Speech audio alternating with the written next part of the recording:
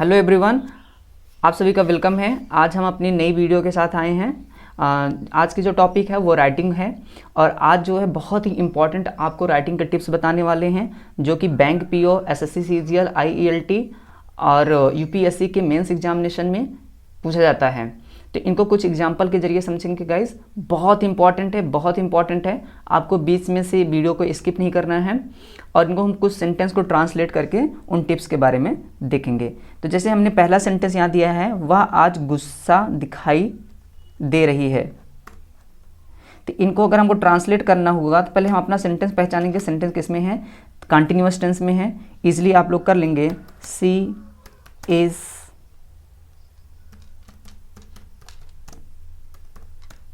Looking angry today. बहुत simply से हमने कर लिया। अब जैसे अब इसको करने की बात आई, मुझे ये पसंद आ रहा है, मुझे ये पसंद आ रहा है। ये भी आपकी कंटिन्यूअस टेंस है, इसको भी हम लिख सकते हैं। अब इसमें सब्जेक्ट क्या है? आई। मुझे पसंद आ रहा है, आई एम लाइकिंग इट। आसानी से हमने कर लिया।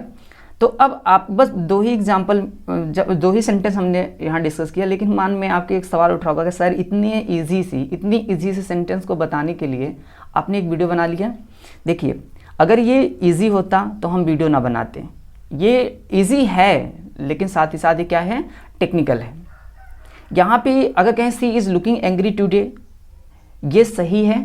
सही बिल्कुल भी नहीं है, ये बिल्कुल गलत है। आई एम लाइकिंग इट, ये सही है? नहीं सही है, बिल्कुल गलत है। तो देखते हैं क्या क्यों गलत है, इनको हम देख लेते हैं। तो जो हमारा टिप है वो टिप होता है कि कुछ हमारे जो वर्ब हैं वो स्टैटिक होते हैं।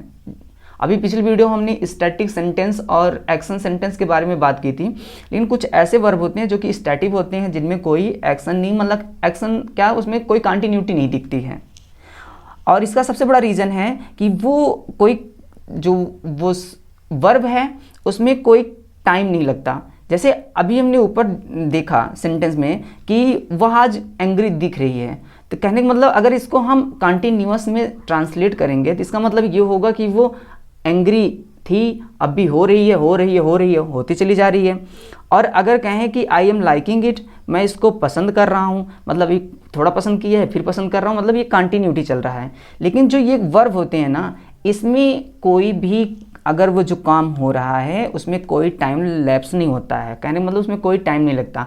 अगर आपको गुस्सा होना है तो आप गुस्सा हो जाएंगे, अगर आपको पसंद करना है तो आप पसंद कर लेंगे। ये नहीं होगा कि अभी हम थोड़ा पसंद करेंगे। और आपको किसी से स्नेह है, प्रेम है या प्यार आता है तो तुरंत प्यार आता है। ये नहीं होता कि प्यार आ रहा है धीरे धीरे या मैं प्यार कर रहा हूँ। ठीक है, तो कुछ ऐसे वर्ब हैं, इनको देख लेते हैं जो आपके थॉट्स एंड ओपिनियंस हैं और फीलिंग्स, इमोशंस, सेंसेस और पोजीशन एंड मेजरमेंट। इसमें angry, believe, doubt, imagine, know, mean, recognise, remember, suspect, think, understand, resemble. और फीलिंग एंड इमोशन में dislike, hate, like, love, prefer, want and wish.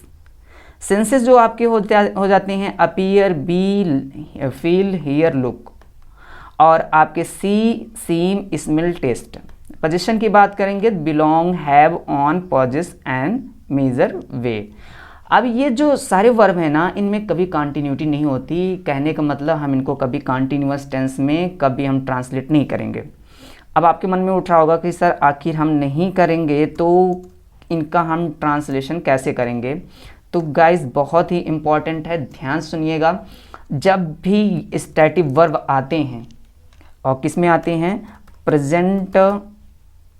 Present या past continuous tense में, तो आपको इनको जो है आपको प्रेजेंट कंटिन्यूअस टेंस में इनको ट्रांसलेट नहीं करना है, बल्कि इनको ट्रांसलेट करना है प्रेजेंट या फिर पास्ट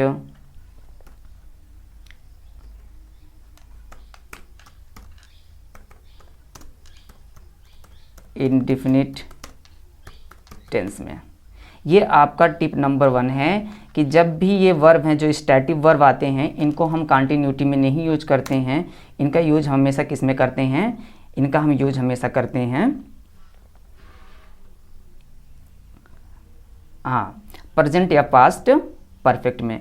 एक जगह और आपको कंटिन्यूटी दिखती है, वो कौन सी है? एक जब आपका सेंटेंस मान लीजिए कहीं भी ये वर्ब हो और वो वर्ब किस में हो, प्रेजेंट परफेक्ट, प्रेजेंट या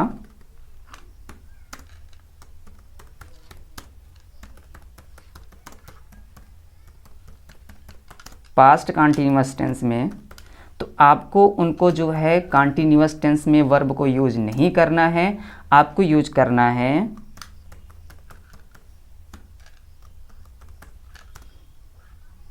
प्रेजेंट या पास्ट परफेक्ट टेंस में। ये आपके जो है 2 टिप यहाँ दिया हूँ कि जो ये स्टैटिक वर्ब होते हैं वो अगर कंटिन्यूअस टेंस में हैं भी, चाहे वो प्रेजेंट या पास्ट में हो या फिर परफेक्ट कंटिन्यूअस टेंस में हैं भी, तो उनका ट्रांसलेशन उस टेंस में हम नहीं करेंगे, बल्कि अगर प्रेजेंट पास्ट कंटिन्यूअस टेंस है तो प्रेजेंट पास्ट इंडेफिनिट टेंस में करेंगे, और present past perfect continuous tense में है तो उन्हें प्रेजेंट पास्ट परफेक्ट टेंस में करेंगे। तो यहाँ पे जो हमने किया है सी इज़ लुकिंग एंग्री टुडे, ये गलत है, यहाँ पे हमको करना चाहिए। अब लुकिंग का हम लिख सकते हैं लुक्स, क्योंकि हमको करना किस में है? प्रेजेंट इंडेफिनिट टेंस में, सी के साथ लुक्स लगेगा। और इनको लुक्स को भी एक और होता है, एक इसके सिनोनिम यूज कर सकते हैं, आप लिख सकते हैं सीम्स एंग्री टुडे। ये स्टैटिक वर्ब हैं, ये आपका सही होगा, ना कि वो। दूसरे सेंटेंस की ओर बढ़ते हैं। यहाँ पे देखेंगे I am liking it, I am liking it नहीं होगा, आई लाइक इट, या फिर लाइक के स्थान पे आप लिख सकते हो लव इट। अब मैकडोनाल्ड में जाओगे तो आई एम लविंग इट लिखा रहता है वहाँ पे गेट पे ही। तो देखिए जो लिखते हैं लोग वो बस बोलचाल भाषा में बोलते लिखते चले आ रहे हैं तो वैसा लिख देते हैं, लेकिन अगर ग्रामेटिकली देखें तो वो गलत है। आई एम लविंग इट कभी नहीं होता है, आई लव इट होता है या फिर आई लाइक इट होता है। एक सेंटेंस और देखते हैं, मुझे उसका नाम नहीं याद आ रहा है, तो आप लोग सिंपली कैसे करते? आई मुझे नहीं याद आ रहा है, आई एम नॉट, अब याद आने की बात करें तो रिमेंबरिंग हर या फिर हिज नेम। ये कब लिखते हैं? जब आपको ये चीज़ें ना पता होती तब।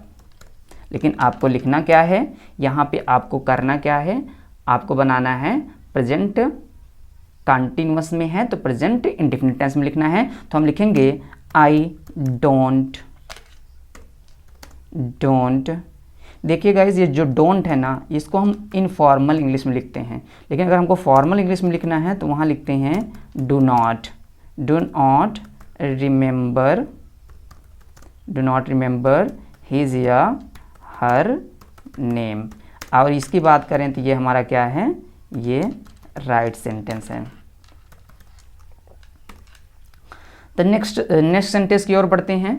यहाँ लिखा है मैं सब कुछ समझ रहा हूँ, मैं सब कुछ समझ रहा हूँ। तो यहाँ पे आप जनरली करते क्या, आई, अब यहाँ पे करना नहीं है, मैं बता ही देता हूँ, मैं सब कुछ समझ रहा हूँ। अब अंडरस्टैंड भी क्या है आपका, ये स्टैटिक वर्ब है, तो अंडरस्टैंड को जो है हम कंटिन्यूअस में नहीं लिखेंगे बल्कि हम लिखेंगे इंडेफिनिट टेंस में।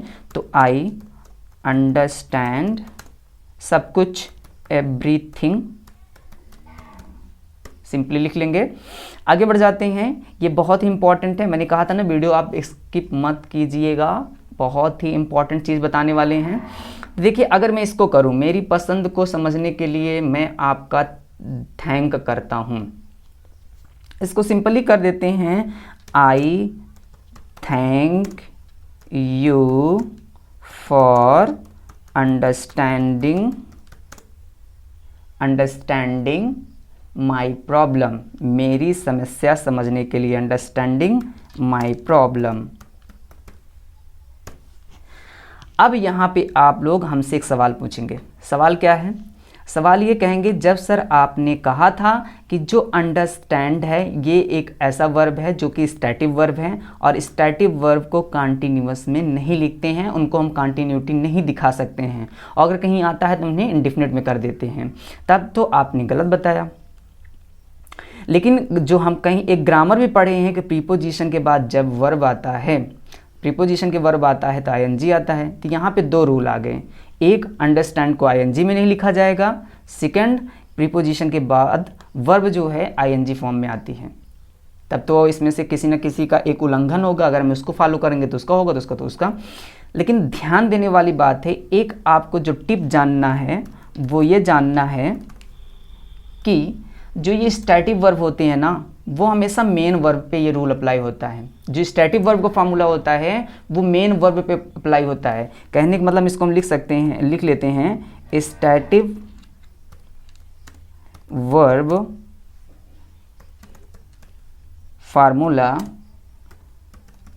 applies only on